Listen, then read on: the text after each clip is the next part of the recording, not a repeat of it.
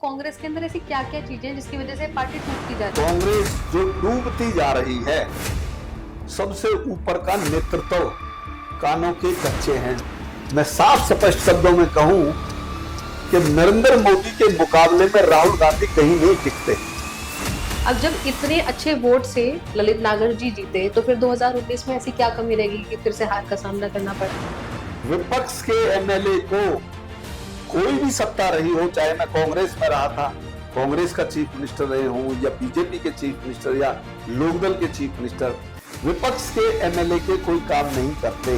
विपक्ष के एमएलए को कोई ग्रांट नहीं दी जाती। जब आपको टिकट हटा दिया गया आपका, तो मेजरली बात ये हुई कि आपने निर्दलीय चुनाव लड़ने के बारे में सोचा। मैं इलेक्शन नहीं लड़ पाऊंगा। अगर इलेक्शन लड़ोगे तो आप इलेक्शन लड़ोगे, मैं नहीं लड़ पाऊंगा। उस वक्त बीजेपी भी थी, तो आपने ऐसा क्यों सोचा कि निर्दलीय ही लड़ना चाहिए, किसी और पार्टी को ज्वाइन नहीं करते हैं? मेरे पास 2-3 पार्टियों के लोगों का फोन आया, नेताओं का, कि भाई साहब आप हमारी टिकट पे चुनाव लड़ो। तो ललित नागर का ये फैसला नहीं था निर्दलीय चुनाव लड़ने का। इसकी पर्सनल साजिश तो नहीं थी आपके खिलाफ? जब 2019 में मुझे टिकट मिला लोकसभा का, कट गया, मैं फिर भी कांग्रेस में रहा। फिर मैं 2024 में मैं फिर टिकट मांग रहा था लोकसभा का। मैं उन दिनों कुछ लोगों की नजरों में कड़क रहा था। अगर इस वाले केस के बाद अगर हम बात करें, तो जब भी आपका नाम गूगल पे सर्च करते हैं 2-3 आर्टिकल नीचे आते हैं। उन आर्टिकल्स में आपके घर छापेमारी हुई, तो निश्चित तौर पे मेरे से कोई संबंध नहीं था इस बात का। ईडी या इनकम टैक्स का मेरे से कभी कोई संबंध नहीं रहा। वो समय था, एक दौर था जब आपके साथ इतनी सारी चीजें एक साथ हो रही है राजनीति के अंदर, टिकट की प्रॉब्लम, बाकी सब। और उसके बावजूद एक और खबर आती है कि महेश नागर जी आज इस दुनिया के अंदर नहीं रहे। उस दौर के बारे में आप बस मैं ये कह सकता हूँ कि वो हमारे लिए बुरा दौर था, बुरा समय था। सच बात है कि 1 महीना मेरे लिए ऐसा गुजरा था कि बहुत बुरा दौर था। कांग्रेस की अगर मैं बात करूं, अगर उन्होंने पूरा मान सम्मान के साथ, खुद राहुल जी आपको बोलते हैं कि वापस आ जाइए पार्टी में, तो राजनीति संभावनाओं का खेल है। राजनीति में कोई दुश्मन और कोई मित्र नहीं होता। नमस्कार, स्वागत है आपका हरियाणा वृतांत के खास शो ग्राम पंचायत में, जिसमें हम बात करते हैं उन सब मुद्दों पर जो जनता को जानना जरूरी है। आज का एपिसोड बेहद खास होने वाला है क्योंकि स्टूडियो में हमारे साथ मौजूद है एक ऐसे शख्स, एक ऐसा चर्चित चेहरा जो हरियाणा की विधानसभा में, जो तिगांव की विधानसभा में बेहद चर्चित रहा है, जिनके नाम से हरियाणा की पहचान होती है। आज हम बात कर रहे हैं ललित नागर जी का, जिन्होंने अपनी पहचान अपने दम पर बनाई। 2014 में बड़ी भारी जीत उन्होंने विधानसभा में ली और इसके बाद 2024 में उसी पार्टी ने उन्हें दरकिनार किया जिस पार्टी को उन्होंने अपने खून पसीने से सींचा था। आज हम उन्हीं नेता के बारे में बात करने वाले हैं जो हमारे साथ स्टूडियो में मौजूद है। ललित नागर जी, स्वागत है आपका। बेहद बेहद आपसे हम कई सारे सवालों पर बात करेंगे, लेकिन मैं सबसे पहले उन ललित नागर जी के बारे में जानना चाहती हूँ जो राजनीति में आने से पहले थे। कैसे थे? क्या आपने सोचा कि राजनीति में मुझे कदम रखना चाहिए? आप 2005 से एक्टिव मेंबर हैं राजनीति के। उससे पहले आप क्या सोचते थे कि जो करियर है ऐसा राजनीति, वो हमें अपनाना चाहिए? देखिए, मैं फरीदाबाद में ही पला बड़ा हुआ हूँ। जन्म भी फरीदाबाद का है। फरीदाबाद में एक बहुत फेमस नेहरू कॉलेज है, उससे मैंने पढ़ाई की। जब मैं नेहरू कॉलेज में पढ़ाई कर रहा था, ये 85-86 की बात है, उन दिनों एनएसयूआई से मैं जुड़ गया था। और एनएसयूआई से जुड़ने के बाद एक एनएसयूआई का शिविर लगा था नागपुर में, और नागपुर का शिविर मैंने अटेंड किया था। तो मेरी भावना कांग्रेस पार्टी में जब से जुड़ गई थी। इसके अलावा मेरे दादाजी गेलाराम बुगदीराम जी इलाके के बड़े पंच थे और एडवोकेट भी थे, एक मुंशी थे, और बड़े चर्चा में वो उस समय रहते थे। फिर मेरे ताऊ जी इसी फरीदाबाद क्षेत्र से एमएलए बने, कैबिनेट मिनिस्टर बने, बहुत सीनियर एडवोकेट रहे। तो हमारा जो परिवार है वो एक अत्यंत चर्चित परिवार, पंचायती परिवार क्षेत्र में रहा, जो कि कांग्रेस से जुड़े हुए थे। इस वजह से मैं भी 2005 में कांग्रेस से जुड़ गया था, और कांग्रेस से जुड़ने के बाद फिर धीरे धीरे क्षेत्र की सेवा करने का, या लोगों की समस्याएं सुनने का, या लोगों के दुख तकलीफ में जाने का हम लोगों ने भागीदारी चालू की। और लोगों को भी लगा कि यार ललित नागर हमारी बात सुनता है, हमारे कामों को कराता है, तो लोग भी जुड़ते चले गए, कनेक्टिविटी बनती गई और मैं भी जुड़ता चला गया। और 2005 से आगे कांग्रेस के साथ सेवा करने का लोगों को मौका मिला। लेकिन लोग तो ये भी कहते हैं कि शायद महेश नागर जी के अच्छे रिलेशन थे कांग्रेस से, आप बड़े ज्यादा क्लोज रिलेशंस रहे हैं, तो शायद उसकी वजह से आपने कांग्रेस या राजनीति में आने का सफर शुरू किया। देखिए, कांग्रेस में मैं मानता हूं मेरे छोटे भाई महेश नागर थे, अब नहीं है वो हमारे बीच में, तो उनके अच्छे संबंध थे, मेरे भी अच्छे संबंध थे, दोनों के हमारे बराबर थे। और क्योंकि हमारा परिवार तो पहले से ही कांग्रेस ही रहा था, मतलब यूं समझोगे ताऊ जी मेरे एमएलए मिनिस्टर रहे, तो कांग्रेस के साथ ये तो एक अच्छी बात थी कि और ऊंचे लेवल पे हमारे संबंध अच्छे हो गए। तो ऐसा नहीं कोई, उसी वजह से हमारा परिवार तो सदा सदा से क्षेत्र के लोगों की सेवा करता रहा है, उनकी समस्याओं का समाधान करने के लिए हमेशा तत्पर आगे बढ़ते रहे। ओके, सो अगर 2009 की मैं बात करूं, आपने पहला इलेक्शन लड़ा 2009 में, आप बहुत कम वोटों से हारे, और उस वक्त आपके अगेंस्ट में कृष्णपाल गुर्जर थे जो प्रदेश अध्यक्ष थे, वो भी बीजेपी से। इतनी पावरफुल पार्टी वो उस वक्त नहीं मतलब थी, लेकिन लहर थी उसकी, और आप उस वक्त कृष्णपाल गुर्जर के सामने भी बहुत कम वोटों से हारे। ऐसा क्या था जो आपने देखा कि कहीं चूक रह गई कि मैं हार गया?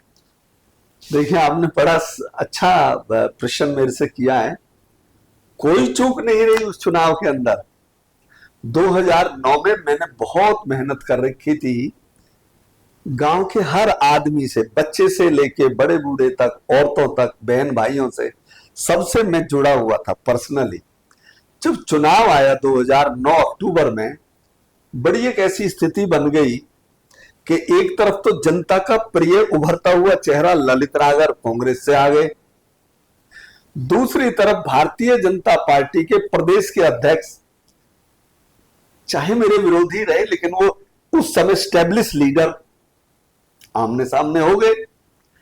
अब क्षेत्र के लोगों के लिए एक ये धर्म युद्ध हो गया कि क्या करें। एक तरफ तो ललित नागर होनहार, बड़ा नया उभरता हुआ चेहरा, और कांग्रेस की सरकार भी आ रही थी, ये भी लोगों को पता था।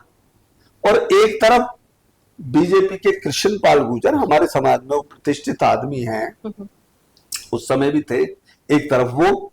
तो लोगों ने कहा कि यार ललित नागर को तो फिर दोबारा से भी बना देंगे, लेकिन अगर कृष्णपाल गुर्जर को इस बार हरा दिया, वो प्रदेश के अध्यक्ष है बीजेपी के, तो शायद उनकी राजनीति खत्म हो जाएगी।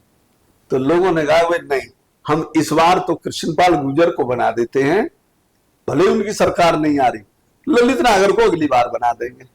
तो इस चक्कर में मुझे लोगों ने कम प्रेफरेंस दिया, और कृष्णपाल गुर्जर जी मेरे से थोड़ी सी वोटों से जीत गए। तो शायद उसका फायदा आपको 2014 में मिला, निश्चित तौर पे। जीतों से 2009 में कांग्रेस की सरकार बन गई, भूपेंद्र सिंह हुड्डा मुख्यमंत्री बन गए। मेरे लिए हर आदमी कहता था यार बहुत थोड़ी सी वोटों से हारा है। मेरे घर पे लोगों का आना जाना, खूब लोग शिकायत लेके आते थे, काम लेके आते थे, और मैं बड़े शौक से करता था। मैं कहता था मैं कुल 400 लोगों का कम विधायक हूं, वो 400 लोगों के ज्यादा विधायक हैं, तो मैं अपने आप को क्यों कम आंकूं। मैं मुख्यमंत्री के पास इतने बड़ी बड़ी फाइलें, काम लेके जाता था, वो करते थे।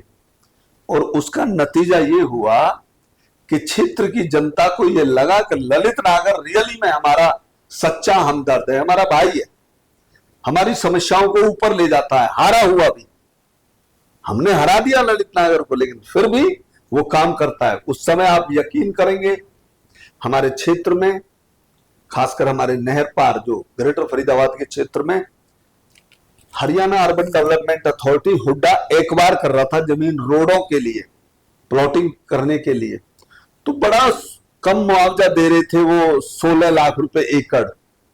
मैं अड़ा अपने क्षेत्र के किसानों के साथ। मैं मुख्यमंत्री जी से 4-5 बार मिला। मैं कहा साहब वहां तो भाव ज्यादा है, आप कम रेट दे रहे हो। उन्होंने 1-2 बार कहा नहीं नहीं नहीं नहीं, आप ये हम ठीक भाव दे रहे हैं। लेकिन मैंने ये प्रयास किया कि नहीं, मैं साबित करके रहूंगा कि वहां रेट ज्यादा और किसानों का नुकसान हो रहा है।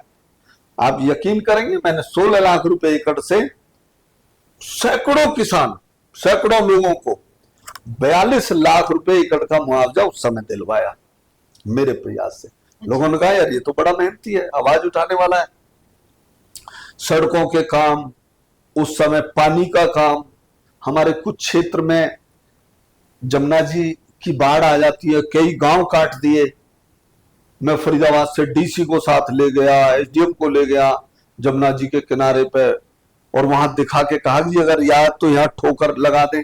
ठोकर मीन्स बांध लगा दें, और नहीं तो ये गांव बह जाएंगे। मैंने वहां भी बहुत बड़े बड़े बांध लगवाए, ठोकर लगवाई। उन कामों को देखते हुए लोगों ने कहा यार ये मेहनती है, ये हमारा भाई है। और सबने मिलके मुझे 2014 में, आप यकीन करेंगे, पूरे देश में कांग्रेस का कोई नाम निशान लेने वाला नहीं था उस समय, कांग्रेस की टिकट लेने वाले नहीं थे उस समय। मैं लोगों ने कांग्रेस में जिताया उस समय, मोदी की लहर में जिताया। बिल्कुल। मैं अकेला था इस पूरे जिले के अंदर जीतने वाला। आप यकीन करेंगे 90 विधानसभाओं में से केवल 14 जीते थे। बिल्कुल। और वो 14 भी इस तरीके के नेता, जो बड़े बड़े नेता थे वो जीते, या फिर मैं एक नया जीता। तो लोगों ने बड़ा प्यार दिया, लोगों की बड़े एहसान है। सो अगर मैं 2014 से पहले की बात करूं, आप 2005 से एक्टिव मेंबर हैं, उस वक्त पे आपने क्या कुछ 2-3 ऐसी चीजें जो ऐसा लगा हो कि इन चीजों पर काम करने की जरूरत है, और फिर 2014 में सत्ता में आने के बाद आपने उन सब चीजों पर काम किया, क्या ऐसे कुछ? देखिए, मैंने जैसा अभी बताया, मैंने 2009 में चुनाव हारने के बाद सरकार कांग्रेस की थी, तो मेरा फर्ज बनता है मैं काम करूं। मैंने अपने क्षेत्र के लिए बहुत सारी रोडें, सड़कें बनवाई। अपने क्षेत्र में मैंने बहुत सारे स्कूलों को अपग्रेड कराया, हॉस्पिटल्स की व्यवस्था को मैंने सुधरवाया। अभी मैंने बताया जैसे जमुना जी के कटाव में से मैंने गांवों को बचाया।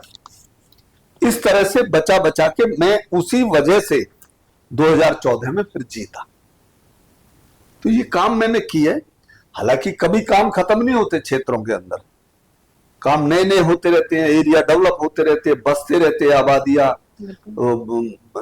बस्तियां बसती रहती है, तो काम तो होते हैं। लेकिन उस समय मैंने बहुत काम किए, उस काम की वजह से भी लोगों ने मुझे 2014 में जिताया। 2014 में आप राजेश नागर से उनको आपने डिफीट किया, हराया, लेकिन फिर 2019 में बाजी फिर से उलट गई। अब जब इतने अच्छे वोट से ललित नागर जी जीते, तो फिर 2019 में ऐसी क्या कमी रहेगी कि फिर से हार का सामना करना पड़ा? आपने बड़ा अच्छा क्वेश्चन किया है। हरियाणा प्रदेश छोटा सा प्रदेश है। चीफ मिनिस्टर एक एक एमएलए को जानते हैं, नाम से जानते हैं, फेस से पहचानते हैं। और सच बताऊं तो हरियाणा में राजनीति बहुत चलती है। विपक्ष के एमएलए को कोई भी सत्ता रही हो, चाहे मैं कांग्रेस में रहा था, कांग्रेस का चीफ मिनिस्टर रहे हूं, या बीजेपी के चीफ मिनिस्टर, या लोकदल के चीफ मिनिस्टर, विपक्ष के एमएलए के कोई काम नहीं करते। विपक्ष के एमएलए को कोई ग्रांट नहीं दी जाती। बहुत लोग हैरान रह जाते हैं कि विधायक को विधायक निधि नहीं मिलती, ग्रांट नहीं मिलती। ये सच है, हरियाणा प्रदेश में कोई ग्रांट नहीं मिलती, और कहने से काम नहीं करते।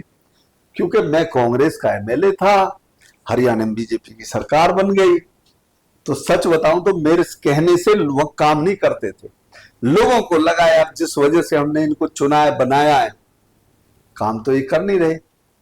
तो एक तरफ तो मुझे ये खुशी हुई कि मैं चुनाव जीत गया, लेकिन दूसरी तरफ ये दुख भी हुआ कि चुनाव तो जीता, लेकिन सरकार हमारी कांग्रेस की नहीं बन पाई और मुझे विपक्ष में बैठना पड़ा। लेकिन विपक्ष में रहते हुए पूरा जिला फरीदाबाद ही नहीं, हरियाणा जानता है इस बात को, मैंने विपक्ष में रहते हुए अपनी बहुत मजबूती के साथ विपक्ष की भूमिका निभाई। जो काम हमारे क्षेत्र में नहीं हो रहे थे वो हम लोगों ने विपक्ष में बैठ बैठ के कराए, खूब धरना प्रदर्शन दिए, जो विपक्ष की एक भूमिका होनी चाहिए, ललित नागर ने फरीदाबाद में बहुत मजबूती के साथ वो विपक्ष की भूमिका निभाई। लेकिन कहीं ना कहीं 2019 में जब चुनाव आए तो लोगों को लगा कि भैया कांग्रेस फिर नहीं आ रही और बीजेपी आ रही है, तो इसलिए लोगों ने उनको चुन दिया। तो ये मोदी की वेव की वजह से तो नहीं था? बिल्कुल, निश्चित तौर पे मोदी की वेव थी एक, कि मोदी लहर में। आपको क्या लगता है कि जो हरियाणा के अंदर बीजेपी की आज भी सरकार है, वो सिर्फ लोगों की वजह से, लाइक जो भी कैंडिडेट्स हैं उनकी वजह से, या फिर सिर्फ मोदी के नाम पर वोट दी गई? देखिए 2014 में और मैं कहूंगा 2019 में मोदी जी के नाम पे जीती है। लेकिन ये सच है कि जब भारतीय जनता पार्टी को हरियाणा प्रदेश में सरकार बनाने का मौका मिल गया तो उन्होंने कई काम अच्छे किए। उन कामों की वजह से वो तीसरी बार भी आ गई। तो शिकायत नहीं है लोगों को। कई बार क्या होता है कि बहुत बढ़िया काम भी नहीं किए लेकिन जनता नाराज भी नहीं है। आज वो स्थिति बन रही है। तो मैं काम की अगर बात करूं, आपने कहा कुछ अच्छे काम दिखे, ऐसे क्या क्या अच्छे काम आपके हिसाब से उन्होंने किए? देखिए भारतीय जनता पार्टी ने जो सिफारिश से नौकरियां लगती थी वो सिफारिश खत्म कर दी। जो सिफारिश से नेताओं के, लोगों के ट्रांसफर हो जाते थे वो खत्म कर दिए। रोड्स की पोजीशन को सुधारा है, करप्शन कम किया है। कई ऐसे काम किए हैं जो हरियाणा प्रदेश के लोगों ने उनको अच्छा माना है। तो जब आप कांग्रेस के अंदर थे तो उस वक्त ये जो नौकरियां थी, सिफारिश से लगने वाले जो मुद्दा था, वो आप जानते थे इसके बारे में? बिल्कुल पता था जी, पहले दिखाई देता था कि ये होता है। तो आपने इसके लिए कुछ करने की कोशिश की? नहीं, जब तक हम एमएलए बने तो हम विपक्ष में बैठे। उससे पहले अगर जीत के जाते तो कुछ करते, लेकिन जब बने तो विपक्ष में बैठे हम लोग। अच्छा, तो 2019 में फिर से आपको हार का सामना करना पड़ा, लेकिन आप रुके नहीं। 2024 में आपने फिर से वो की, कांग्रेस ने आपको टिकट दिया। उसके इस बीच के अंदर 15 दिन आपको टिकट दिया गया, लेकिन फिर से आप सभी लोग जानते हैं कि आपका टिकट काट दिया गया कांग्रेस के थ्रू। क्या रीजन रहे होंगे कि जो इतना उभरता हुआ चेहरा, नो डाउट आप 2019 में हारे थे, लेकिन फिर भी एक उभरते हुए नेता थे और लोगों के मन में आपके लिए पूरी रिस्पेक्ट थी, जो बाकी आंकड़े बताते हैं या फिर सर्वे की रिपोर्ट बताती है कि आप पर लोगों का विश्वास कायम था। उस ये मेरा दुर्भाग्य कहें या कांग्रेस का दुर्भाग्य कहें कि मैंने 2014 से 19 तक विधायक रहते हुए फरीदाबाद में कांग्रेस का झंडा बुलंद करके रखा। फरीदाबाद में कांग्रेस पार्टी का नाम जीवित रखा। इन 5 वर्षों में, क्योंकि मैं अकेला जिले में विधायक था, दूर दूर तक मैं अकेला ही था, तो मेरा शायद फर्ज भी बनता है कि जिस पार्टी से मैं जीता हूं उसका मैं झंडा हाथ में लेके चलूं। धरना ललित नागर करे, प्रदर्शन ललित नागर करे, विधायक भी था। कोई रैली हो नेताओं की वो मैं करूं। दिल्ली में कोई बड़े नेताओं के लिए भीड़ लेके जानी है वो ललित नागर करे। उन कामों के आधार पे या मेहनत के आधार पे पार्टी ने देखा कि ठीक है, ललित नागर को लोकसभा भी लड़वाया जाना चाहिए, इनसे मजबूत कोई और नहीं है, तो लोकसभा का टिकट मुझे दे दिया।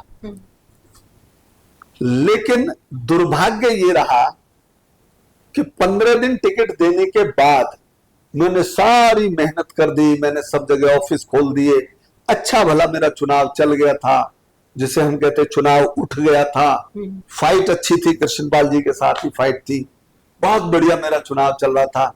लेकिन 15 दिन के बाद जिस दिन नॉमिनेशन होना था, मेरी सब तैयारियां हो चुकी थी, उसी दिन खबर आती है कि एक उत्तर प्रदेश में बीजेपी के विधायक, उस समय बीजेपी के, भारतीय जनता पार्टी के विधायक अवतार सिंह भड़ाना मीरापुर से, उनको फरीदाबाद में कांग्रेस पार्टी से टिकट दे दिया। अच्छा, वहां का रिजाइन अभी मंजूर नहीं हुआ, उत्तर प्रदेश एमएलए है और यहां कांग्रेस से टिकट लेकर आ गए। अच्छा, ये कांग्रेस की कमियां हैं। कांग्रेस इसलिए डूब रही है कि ऐसे डिसीजन लेती है। मैं ये कहना चाहता हूं, ललित नागर उनका एक मजबूत कार्यकर्ता था, मजबूत नेता था, लड़ाई लड़ रहा था फरीदाबाद में, उसकी तो टिकट काट दी। और जो उत्तर प्रदेश में बीजेपी के एमएलए थे उस समय, कोई रिजाइन नहीं किया, उसको टिकट देके भेज दिया। हुआ क्या, जनता ने सिरे से नकार दिया। जनता ने कहा यार कांग्रेस के लिए तो लड़ाई ललित नागर लड़ता है, कहां से आ गए ये टिकट लेकर। पूरे देश में दूसरे नंबर की हार हुई फरीदाबाद में उस वक्त मेरी टिकट कटने के कारण। लोगों को ये अच्छा नहीं लगा, टिकट काट दी, और फिर मैं विधानसभा भी हारा फिर बाद में। तो डिसीजन की मैं बात करूं, कांग्रेस ने उस वक्त आपका टिकट काट कर जिसको दिया वो अनुभव में भी आपसे कम थे, एक्सपीरियंस आपको ज्यादा अच्छा, ये फिर हो गया, ये विधानसभा 2024 की बात है आपकी। अब जब 2024 में हम तो ये सब सोचे बैठे थे, वे हरियाणा प्रदेश में सरकार आ रही है कांग्रेस की, चाहे सर्वे रिपोर्ट हो या कोई वैसी रिपोर्ट हो, सब में लग रहा था कि हरियाणा प्रदेश में कांग्रेस आ रही है, कांग्रेस आ रही है। और मैंने बहुत मेहनत कर रखी थी, जड़ से लेके तने तक, ऊपर तक। कोई ऐसा आदमी, कोई घर नहीं था जिसमें मैंने हाजिरी नहीं लगाई या मेहनत नहीं की हो। लेकिन लास्ट के दिन मेरी टिकट काट दी गई और टिकट काट के किसी और को दे दी। और जो आपने कहा कि ऐसे आदमी को टिकट दे दी, बच्चे को, कि जिसका अभी तक क्षेत्र में 1% भी योगदान नहीं, कोई काम नहीं, कुछ नहीं। पता नतीजा क्या हुआ उसका? हरियाणा में जहां कांग्रेस की लहर थी, लोग कह रहे थे कांग्रेस आ रही है, उसकी जमानत जब्त हुई कांग्रेस कैंडिडेट की। और मैंने निर्दलीय चुनाव लड़ा, इंडिपेंडेंट चुनाव लड़ा। उस निर्दलीय चुनाव लड़ने में मैंने 57,000 वोट ली, 57,000। दूसरे नंबर पर रहा, बड़े सम्मान पूर्वक रहा। अब इसी बीच में आपको एक बात और बताता हूं। आपने भी सुना होगा कि हरियाणा प्रदेश में कांग्रेस आ रही है, फिर क्यों नहीं आई?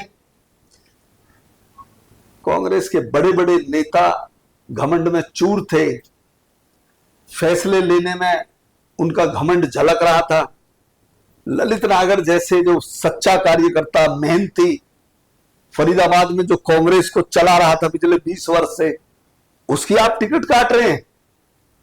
बल्लभगढ़ में शारदा राठौर, मेहनती, जिताऊ कैंडिडेट, उसकी आप टिकट काट रहे हैं।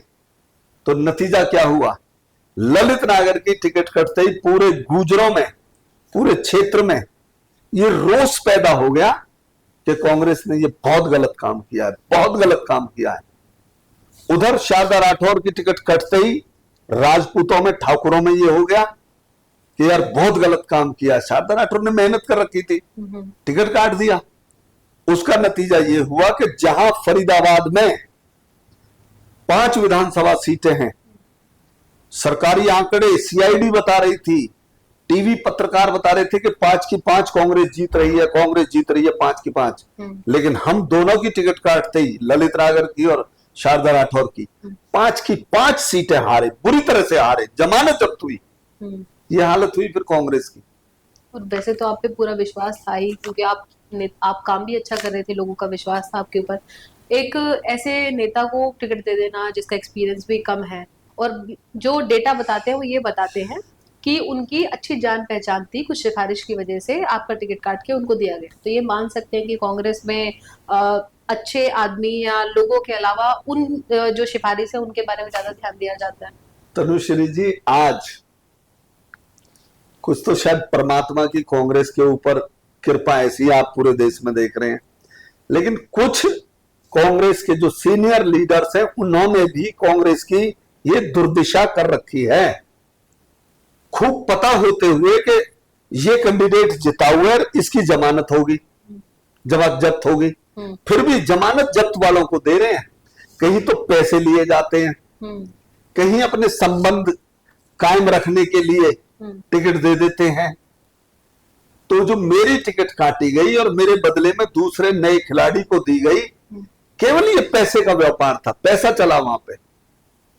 और एक अकेली मेरी और शारदा राठौर की नहीं टिकट, पूरे हरियाणा प्रदेश में ऐसी 10-12 टिकट कटी है जहां ये पैसे का खेला हुआ है, मोबिलाइज किए गए हैं। या मैं कहूं हरियाणा प्रदेश के अंदर 2-3 बड़े नेता ऐसे हैं कि जो एक दूसरे नेताओं को देख के बिल्कुल भी राजी नहीं है। वो सोचते हैं कि भाई ये भूपेंद्र सिंह हुड्डा के साथ है, इसकी टिकट कटवाओ किसी तरह से, उसके वो किसी और नेता के साथ है, इसकी टिकट कटवाओ, और फिर इनको हराने पे लग गए।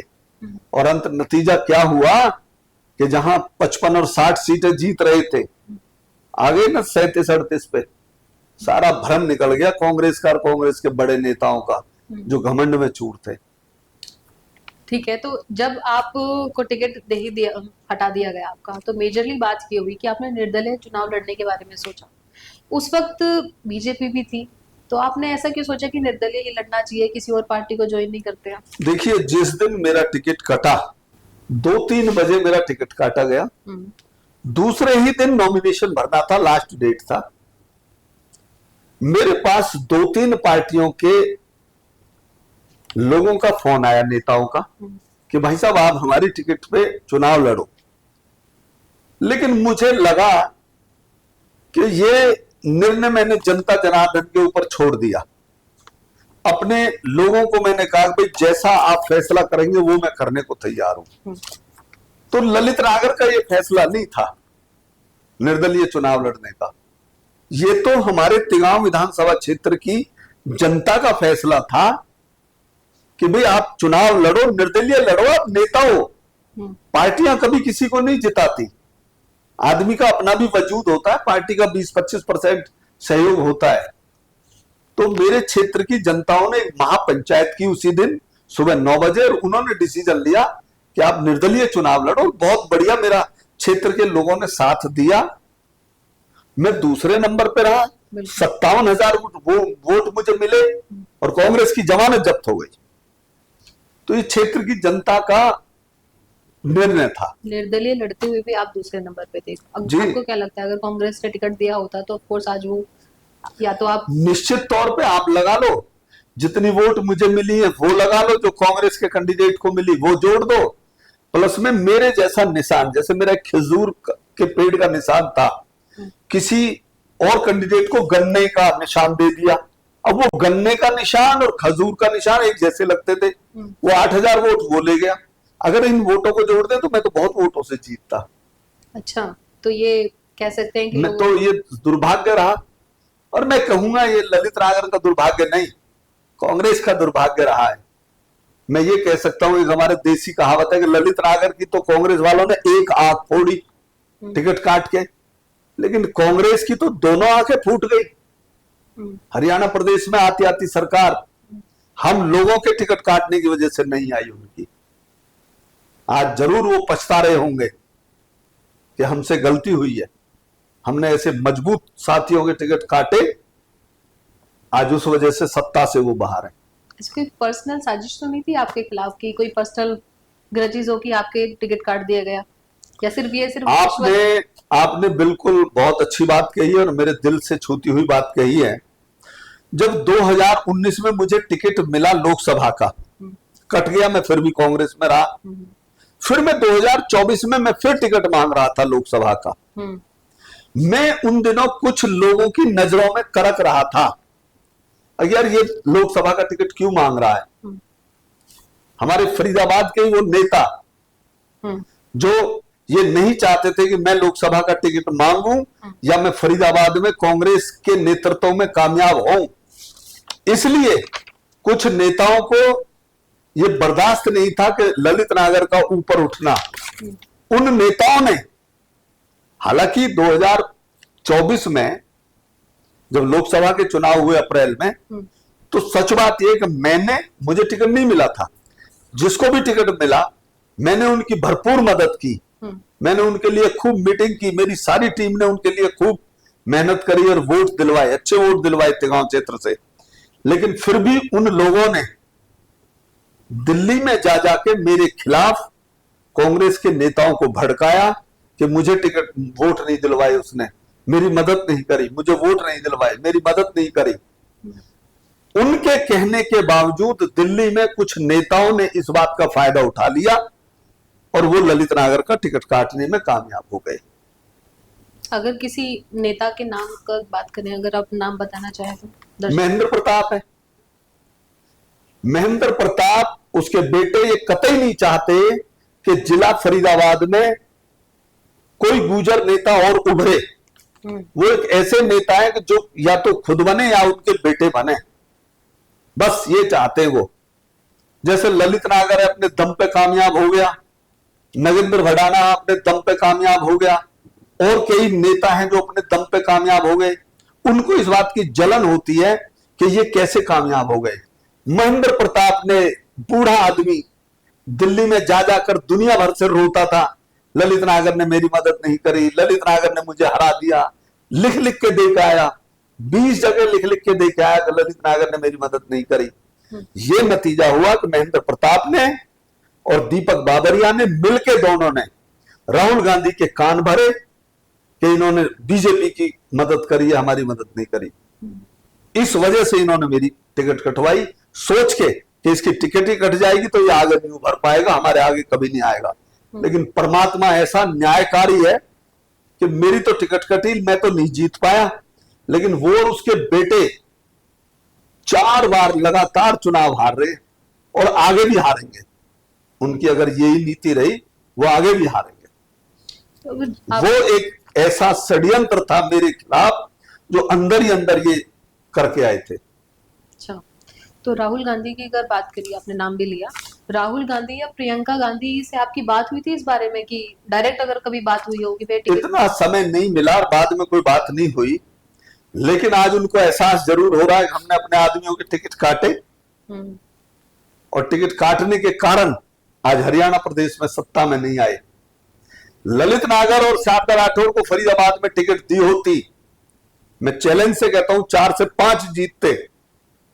ललित नागर और शारदा राठौर की टिकट कटते ही 5 की 5 नहीं, पलवल और होडल तक हारे। हमारा असर गया था वहां तक। अच्छा, गुर्जरों ने बिल्कुल वोट नहीं दी, राजपूतों ने नहीं दी।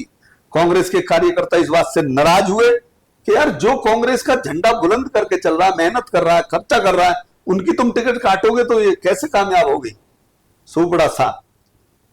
तो फिर इन सब चीजों के अलावा अगर मैं आपसे पर्सनली पूछूं, उस वक्त जब आपका टिकट कटा, आप पहले से एमएलए हैं, उसके बाद आपको लोकसभा का चुनाव लड़ने का टिकट मिल रहा है, अपने आप के अंदर एक अच्छी बात है।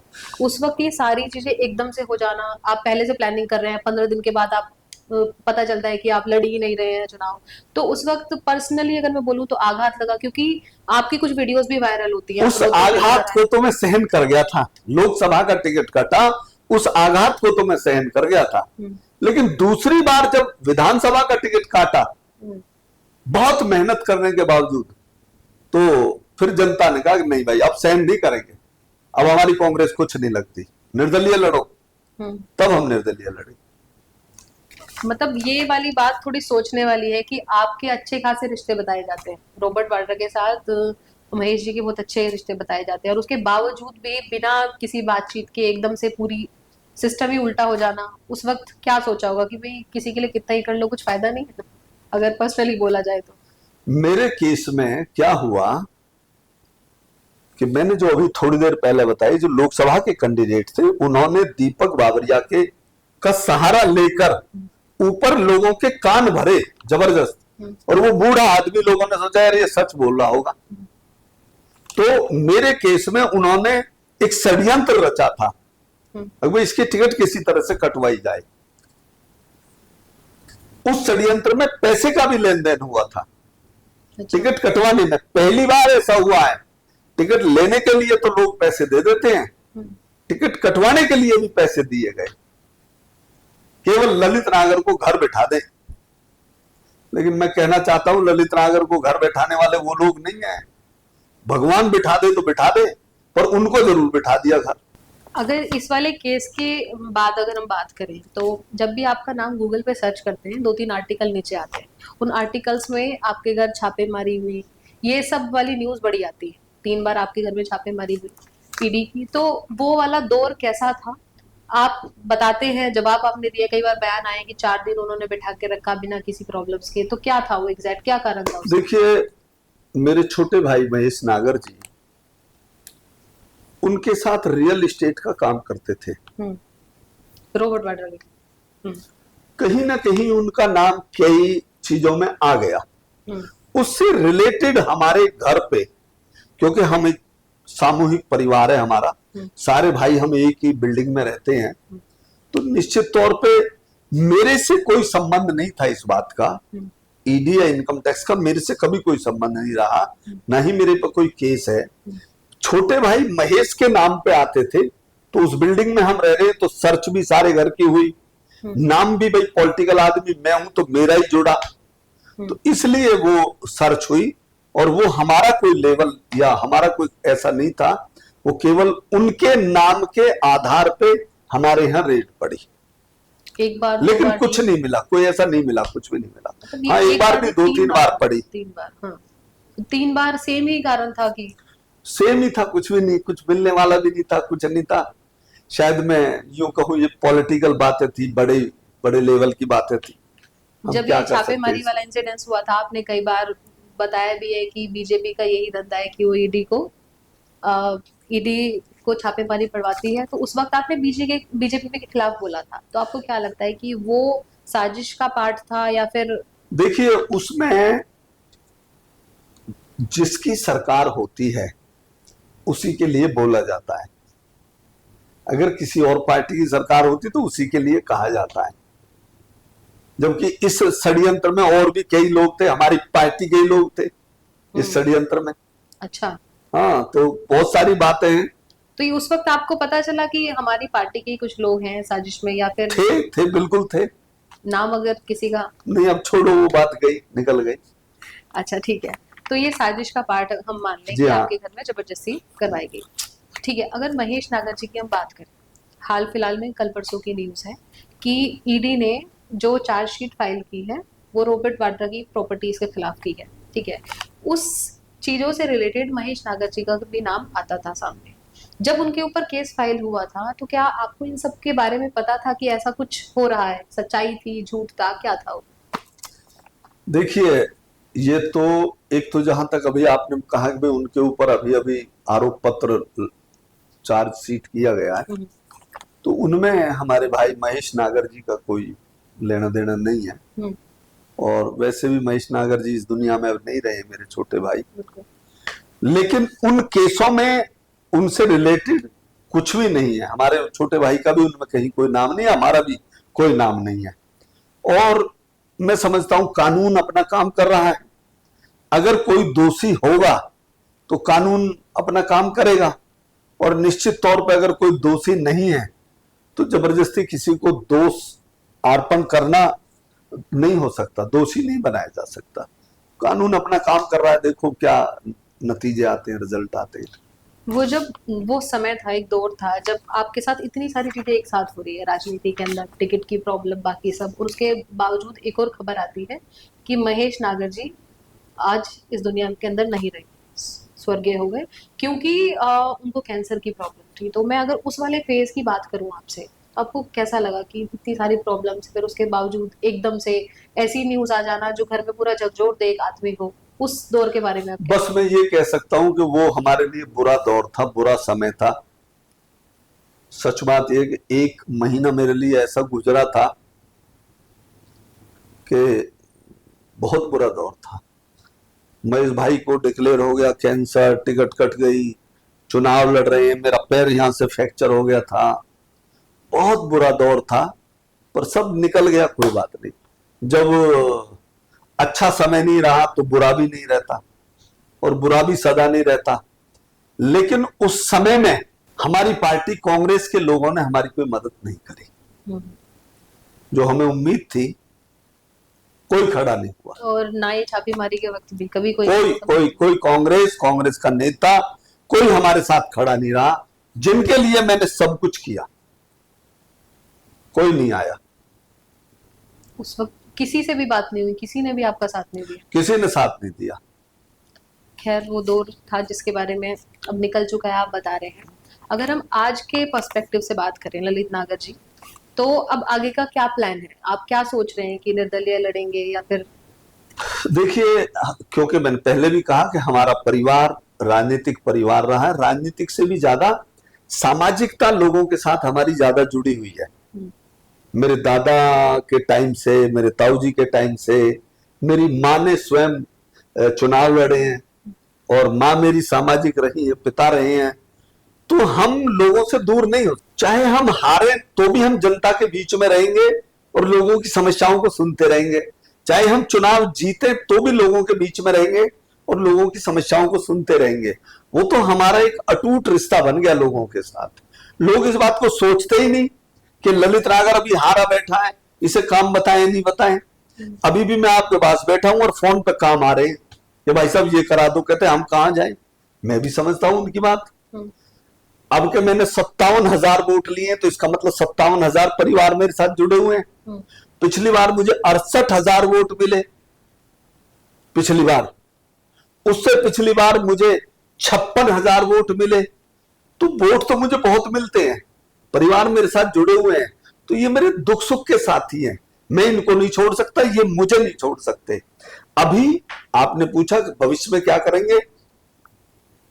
हम लोगों की सेवा करते रहेंगे। सेवा करने के लिए एक दल की भी आवश्यकता होती है, पार्टी की आवश्यकता होती है।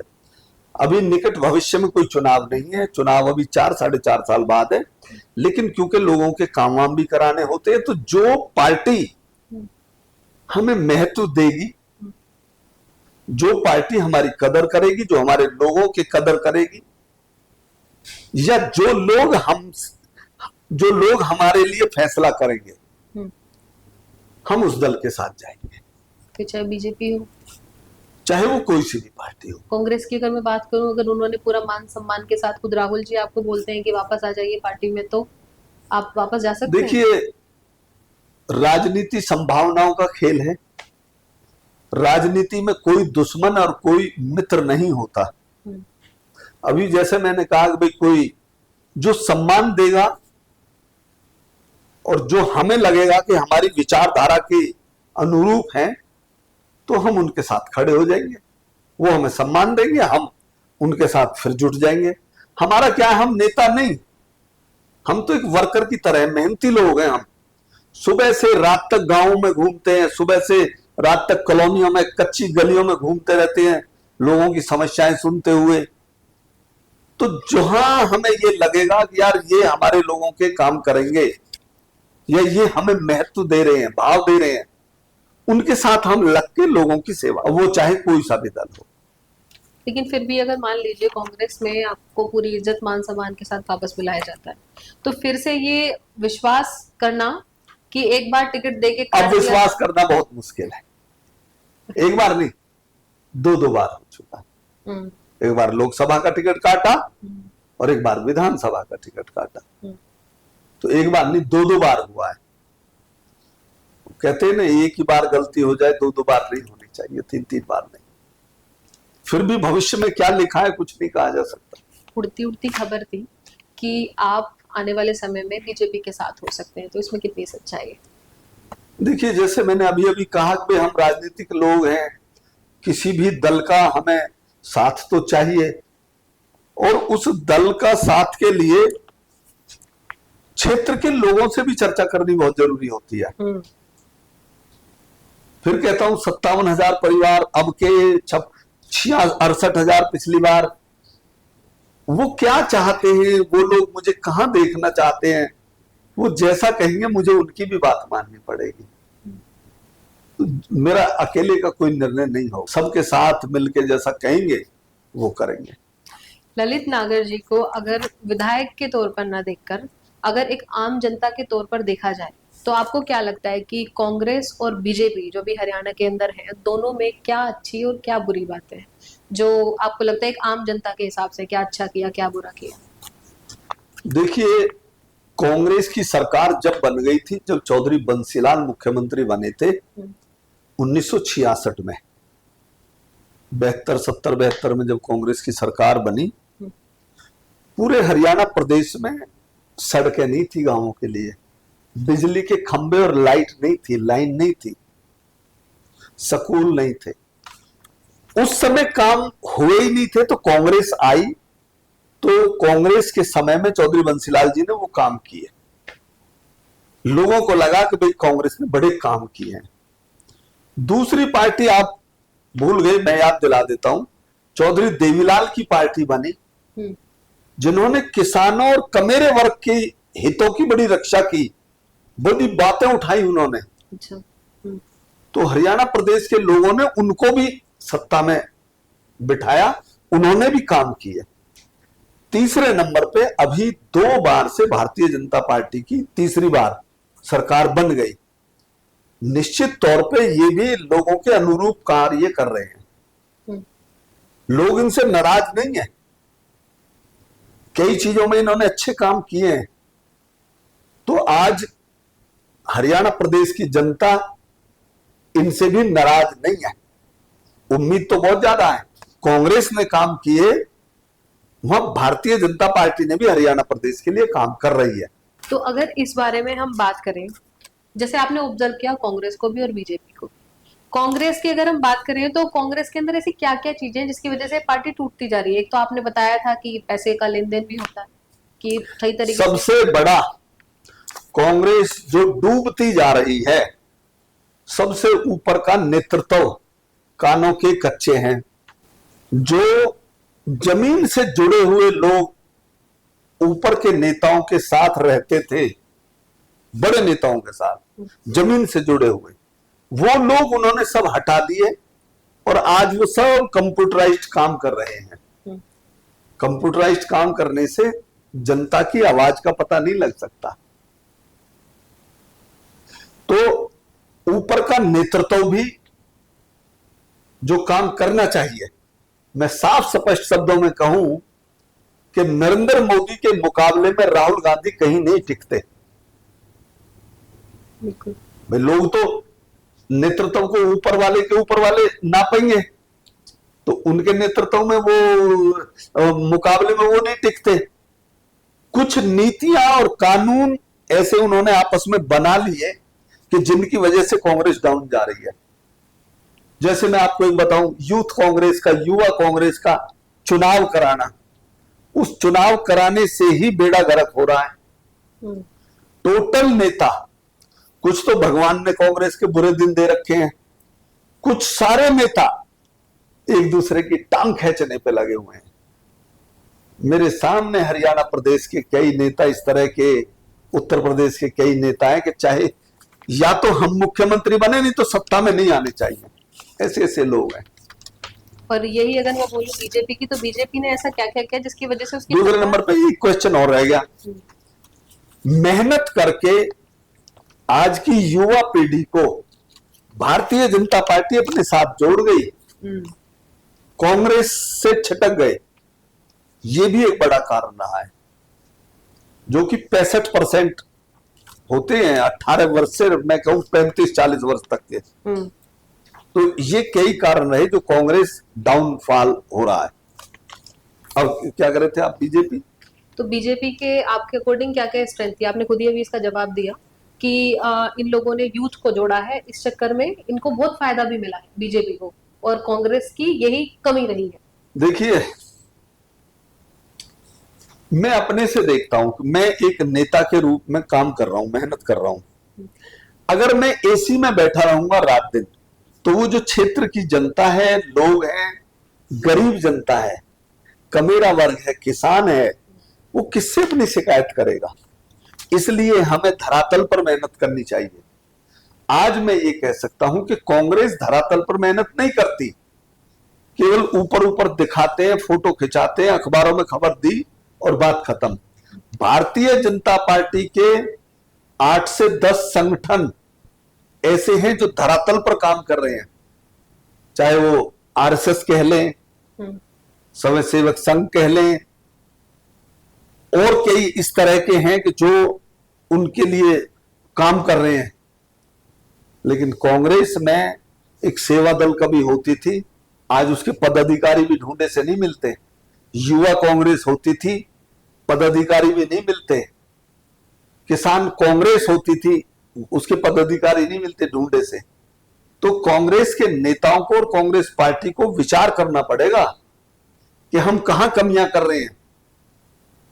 जो पार्टी और पार्टी का शीर्ष नेतृत्व अपनी टिकटों को जिस दिन बेचने लगे, समझो वो पार्टी अब बेड़ा गर्क होने जा रही है। बिल्कुल। अब चलिए बीजेपी और कांग्रेस की बात हो ही रही है, तो लोकप्रियता की अगर हम बात करें, इंदिरा गांधी का भी बड़ा लंबा कार्यकाल रहा है और नरेंद्र मोदी जी भी बड़े लंबे टाइम से हैं, तो दोनों में क्या अच्छी चीजें रही हैं और क्या आप कैसे देखते हैं इन दोनों को? देखिए, जब इंदिरा गांधी का दौर था तो हम तो बहुत छोटे थे, लेकिन ये सच है कि वे देश बहुत ज्यादा दिन नहीं हुए थे हमारे देश को आजाद हुए। 1947 में आजाद हुआ और 70 से 80 के दशक में इंदिरा गांधी जी प्रधानमंत्री बन गई। निश्चित रूप से उन दिनों उनके नेतृत्व में अच्छा खासा काम भी हुआ। भारत देश को जनाने में उनकी अहम भूमिका भी रही। दूसरे देशों में उन्होंने अच्छा नाम किया इंदिरा गांधी जी ने। तो उस समय के दौर में इंदिरा गांधी जी का नेतृत्व अच्छा रहा, नाम अच्छा रहा। लेकिन आज के इस कंप्यूटराइज्ड युग में देखें, 21वीं सदी में देखें, तो नरेंद्र मोदी जी का कोई मुकाबला नहीं है।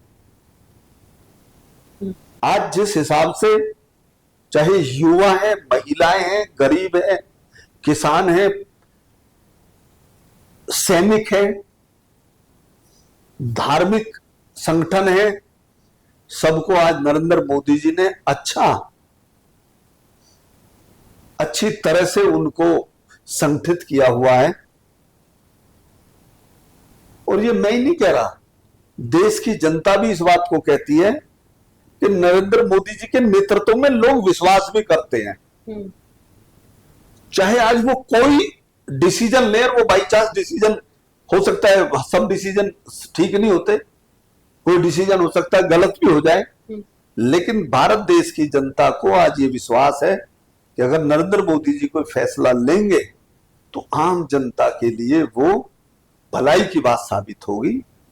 तो लोकप्रियता में कहीं भी इंदिरा गांधी जी से कम नरेंद्र मोदी जी नहीं है, और शायद उनसे हम ऊपर जा रहे हैं। शायद मुझे जहां तक ज्ञान है, 2 बार या 3 बार ही इंदिरा गांधी जी प्रधानमंत्री बनी भारतवर्ष की। हाँ जी। लेकिन इनका बड़ा रिकॉर्ड है, ये 3 बार लगातार बन रहे हैं। अब भविष्य में क्या होगा ये देखो। ये तो लगातार बन रहे हैं। इंदिरा गांधी तो एक बार हारी भी थी, उसके बाद दोबारा से पावर के अंदर आई। हाँ जी, बीच में तो वो दूसरी सत्ता आ गई थी। आपको क्या लगता है कि बीजेपी जो पूरी तरीके से रूल कर रही है, वो उसमें सबसे बड़ी जो मेन कड़ी है वो प्रधानमंत्री है हमारे? नरेंद्र मोदी जी का, प्रधानमंत्री जी का लोगों में विश्वास कायम कर रखा है। एक राजनीति में सबसे बड़ी चीज क्या है? विश्वास। मुझे लोग वोट क्यों देंगे?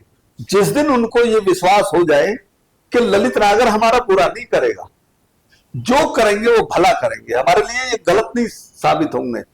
आज भारत देश की जनता को ये विश्वास अभी हुआ पड़ा है कि नरेंद्र मोदी जी जो भी फैसला लेंगे वो भारत देश के हित में लेंगे, और उन्होंने ये भावना जागृत कर दी कि हम राष्ट्र हित में कार्य कर रहे हैं।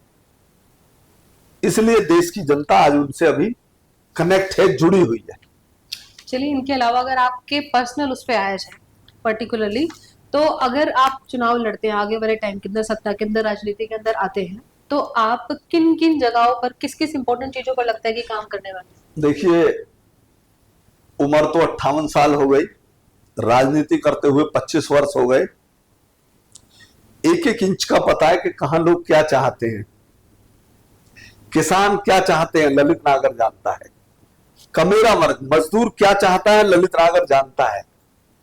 मेरे क्षेत्र में, मेरे जिले में बहुत बड़ी कॉलोनीज हैं, अनऑथराइज कॉलोनी जिनको हम बोलते हैं, जिनमें बिजली नहीं है, पानी नहीं है, सड़क नहीं है, स्कूल नहीं है, हॉस्पिटल नहीं है। ललित नागर का एक एक कण कण जानता है कि वहां क्या काम होने चाहिए। तो अगर भगवान ने और इस जनता जनार्दन ने मौका दिया तो इन सब चीजों पे कार्य करेंगे, चाहे वो स्कूल हो, हॉस्पिटल हो, अपने क्षेत्र का विकास हो, नौजवान बच्चों की पढ़ाई, और आज नए युग में उनको कैसी पढ़ाई चाहिए, कंप्यूटराइज्ड और सब कुछ चाहिए, वो सब मेरे दिमाग में एक माइंड सेट है। अगर परमात्मा ने और जनता ने समय दिया तो अपने क्षेत्र के लिए वो कार्य करके दिखाएंगे, करेंगे। ठीक है, तो चलिए, आपसे काफी सारी बातें मुझे जानने को मिली। आपकी आज तक का कार्यकाल जितना रहा, मुझे लगता है सारे पॉइंट्स क्लियर होंगे, जनता भी चीजें अच्छे से समझ पाएगी। जाते जाते एक और सवाल मेरा है। एक वीडियो आपकी बड़ी वायरल हुई थी एक वक्त पे, जिसमें होली समारोह के दौरान, क्योंकि सब लोग पूछना चाहते हैं इसलिए मैं भी आपसे पूछ रही हूँ, होली समारोह के दौरान कुछ झड़प की खबरें आपकी सामने आई थी। क्या हुआ था वो एग्जैक्ट इंसिडेंट उस वक्त? कहीं पे होली का कार्यक्रम चल रहा था। अक्सर बड़े नेताओं में या नेताओं में बैठने के ऊपर कभी कभी खींचतान हो जाती है, मंच पे बैठने को लिए। बस वो बैठने के ऊपर खींचतान हो गई थी। हमारे साथी हैं, वो भी बहुत पुराना साथी है, वो भी यूथ कांग्रेस का, मैं भी यूथ कांग्रेस से और वो भी यूथ कांग्रेस से चले आ रहे हैं।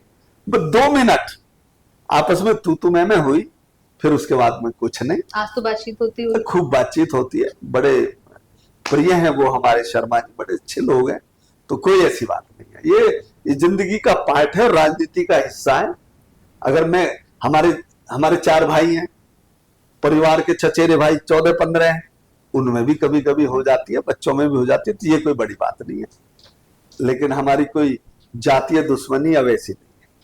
चलिए, तो ललित नागर जी से आज हमारी बात हुई, आपने काफी सारी चीजें क्लियर की, जनता को भी चीजें समझ में आई होगी। और इसी के साथ साथ फिर से हम उम्मीद करते हैं कि आप अगर सत्ता के अंदर वापस आते हैं तो आपको जनता जनार्दन का प्यार मिले, फिर से आप फिर से हमारे साथ स्टूडियो में मौजूद हो। आज के लिए धन्यवाद, आपने इतना कीमती समय हमारे लिए निकाला। होप सो आपकी सारी बातें क्लियर हुई होंगी इस एपिसोड से। इसी के साथ साथ इस एपिसोड में बस इतना ही। मैं तनुश्री शर्मा फिर से मिलती हूँ एक नए नेता के साथ, एक नए ऐसे मुद्दे के साथ जो जनता को जानना जरूरी है।